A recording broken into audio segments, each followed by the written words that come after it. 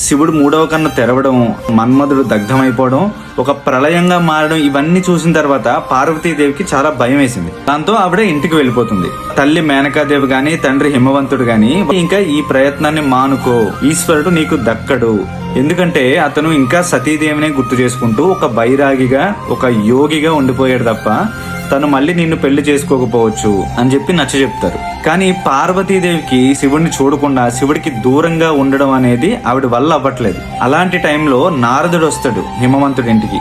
అప్పుడు ఆయన్ని పార్వతీదేవి అడుగుతుంది, స్వామి నాకు ఏంటి మార్గం అని. అప్పుడు నారదుడు పార్వతీదేవిని పక్కకు తీసుకెళ్లి శివ పంచాక్షరి మంత్రాన్ని ఉపదేశిస్తాడు. తల్లి, నువ్వు శివుడికి సేవ చేసావు ఇప్పటిదాకా, మంచిదే, కానీ సేవ కంటే ఆయన కోసం నువ్వు తపస్సు చేసిన రోజే ఆయన కదిలొస్తాడు.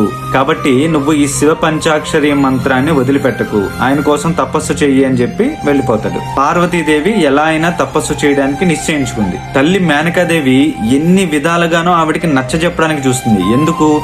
తల్లి, నువ్వు చాలా సుకుమారంగా పెరిగేవు, నువ్వు ఇప్పుడు ఆ కొండల్లో కోణంలోకి వెళ్ళి ఈ తపస్సు చేయడం అంత కఠినంగా నువ్వు ఉండలేవు అని చెప్పి బ్రతిమలాడుతుంది. కానీ పార్వతీదేవి తల్లి మాట కూడా లెక్క చేయకుండా నేను తపస్సు చేస్తాను, నన్ను క్షమించమ్మా అని చెప్పి ఆవిడ బయలుదేరుతుంది. చూడ్డానికి పార్వతీదేవి మొండిగా ఉన్నట్టు అనిపిస్తుంది, కానీ ఇది పార్వతీదేవికి ఆ పరమేశ్వరుడిపై ఉన్న మాటల్లో చెప్పడానికి సాధ్యం కాని ప్రేమ.